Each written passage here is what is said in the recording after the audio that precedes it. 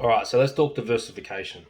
Diversification is essentially the separation or the diversity of assets you can hold to reduce your risk in a portfolio.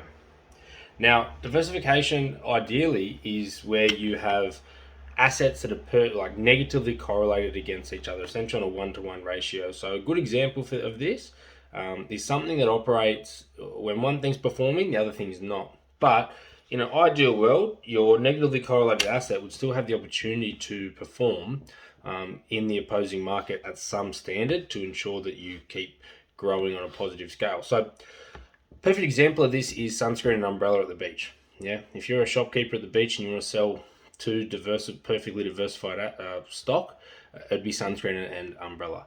The sunscreen during sunny days obviously be the primary purchase, right? People come in, buy their sunscreen. Now you would still get every now and then an umbrella sale if someone wants to sit on the umbrella, but it's not going to be popular. But it's still going to tick over some dollars.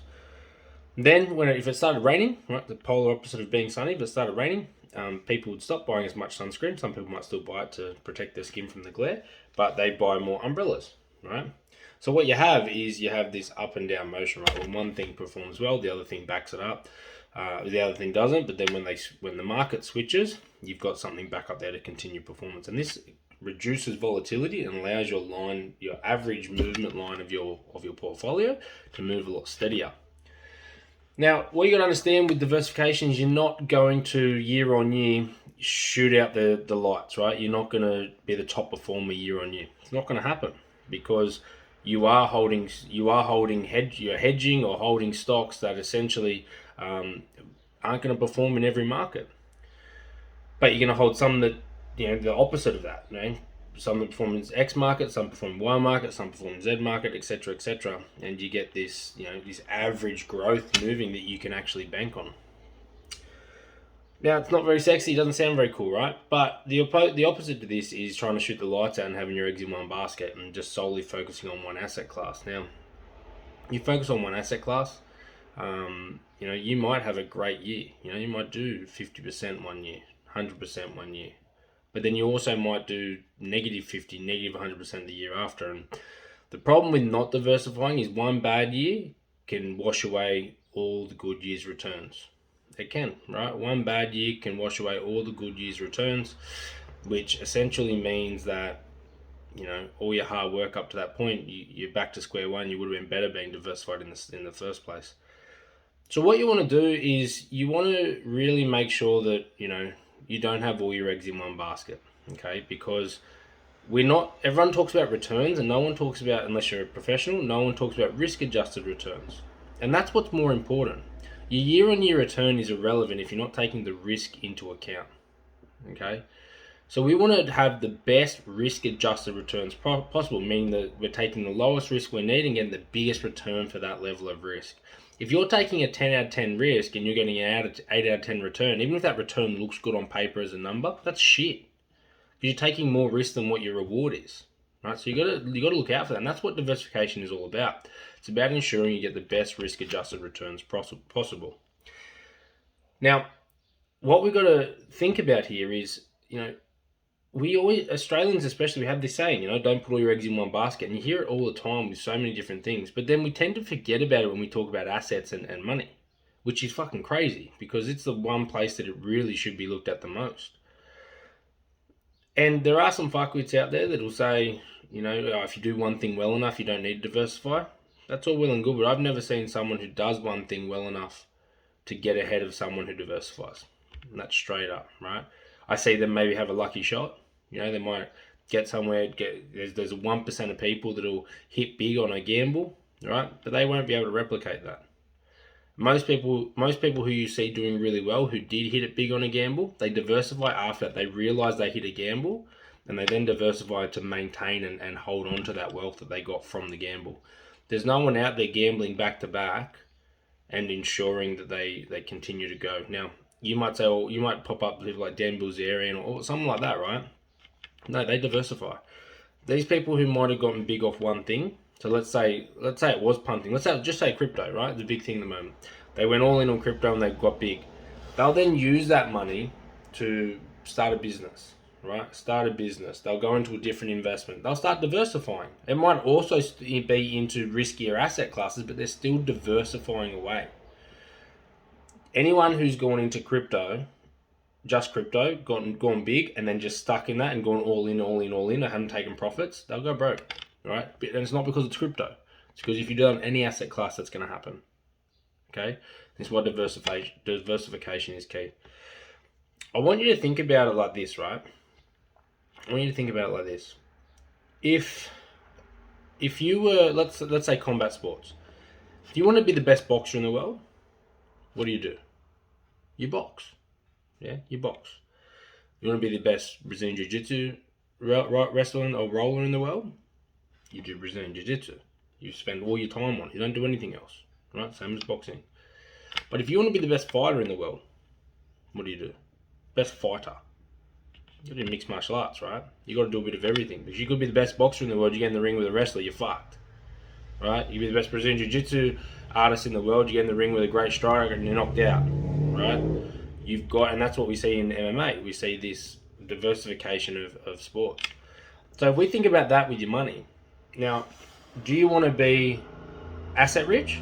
If you just want to be asset rich and look cool for the gram and be able to tell your friends that you own multiple properties and you're rich on paper, go and buy property, right? Just buy property. You'll be asset rich. Just keep buying property. That's what you'll be, asset rich, but you may struggle to earn $1 down the track.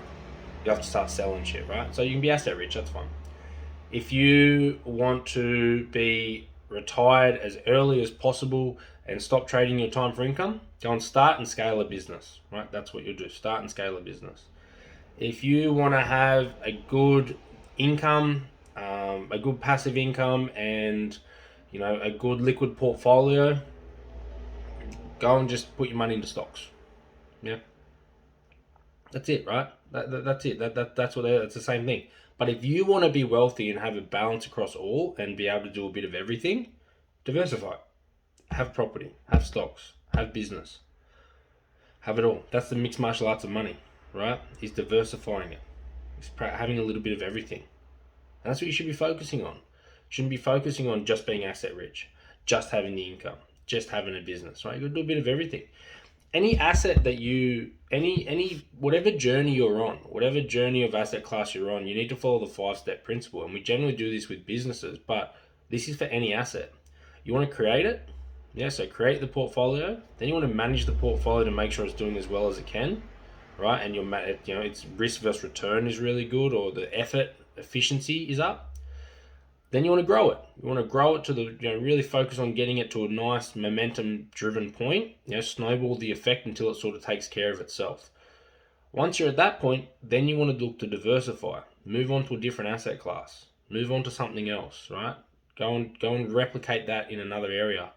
Okay, and then lastly, enjoy it, right? So we keep repeating that process. So you might go property, right? Create the portfolio of properties. You buy one property, manage it, pay that debt down, get it positively geared, or get it to a point that you can leverage off it, whatever it is, right? Pay it down, manage it until it's self-sustaining. Then you want to grow it, right? So then you might, you might leverage that into another property or whatever, right? You might refinance it so you can use that cash somewhere else, but grow that, right? See some substantial growth. Keep paying that debt until it's in a positive position and it looks like it's good to go, right? Then we'll diversify, right? We'll move on to something else. Then we might start a business, right? Might start a business on the side. Same thing. Create the business. Manage the business so that it's efficient, it runs properly, then grow it to a point that's sustainable, and then we'll diversify. Then we might go into stocks, right? Then we'll start buying some stocks, same. Then we'll repeat that process over and over again. Might go into crypto, right? Into NFTs, whatever we want to do, right? We might into other alternative stocks, art, cars, like historic cars. There's an array of options you could go into, but that's the process you got to follow, all right? You got to follow that. Create, manage, grow, diversify, enjoy, repeat. Okay, so that's what I want you guys to do. And for us, I've shared my portfolios a fair bit over the last month with you guys, and that's how we run our portfolios. We use a core satellite approach. The core is the diversification.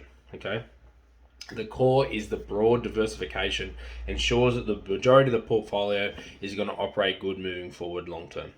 Then we have these little alpha satellites, which we pick areas that we might be overexposed to. So at the moment, we're overexposed in tech. Okay, really like the tech space at the moment, but we diversify within tech in subsectors, but generally tech's our over exposure at the moment. And we pick those alphas so that, well, we actually think at the moment that this sector, this asset class, or this subclass is going to outperform. So let's put a little bit extra money in there. Doesn't mean we just put all that money. We're still diversified with 60 to 70% of our portfolio over here. But we might put an extra 5, 10, 15, 20% into this sector here. Now we might repeat that in a couple of sectors because more sectors than one go good at any given time. Okay. And then we repeat that process. We review that every quarter, and we make sure that or if something happens in the market, and we make sure we keep repeating that. So we diversify the majority of our portfolio, so it's always going to do well, and then we pick little pockets to chuck a little bit of money on. And our clients do that too. Our clients will have a portfolio that is relatively bland. Okay, it's pretty diversified. It still performs really well. That diversified portfolio did 34% last year, right? But it's going to do relatively. It's going to hit their numbers long term. But then we'll let them put 10% into something they want. They might want to pick crypto. They might want to pick some mining stocks, whatever, right? And we'll let them do 10 to 20% in their own stuff, and then we pick some satellites as well. So diversification doesn't have to be boring, but it is really key to ensure you don't go broke and that you can achieve your goals long term. So keep that in mind. Make sure if you've got any questions about diversification, please hit me up. But it's very, very key that you are diversifying in some form or another. All right.